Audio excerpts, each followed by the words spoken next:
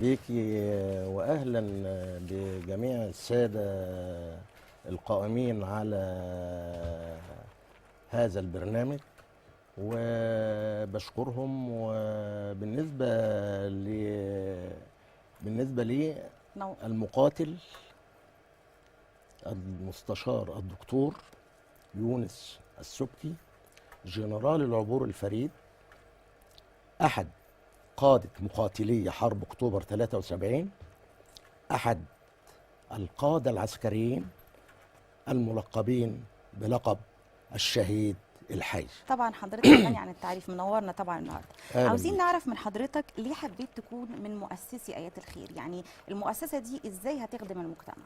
والله أنا حبيت المؤسسة والقائمين على إنشاء هذه المؤسسة للأعمال اللي هي من أجلها بدأت نبني هذه المؤسسة، واسمها آيات الخير. فهو بالنسبة للمؤسسة فعلية وليس كلامية.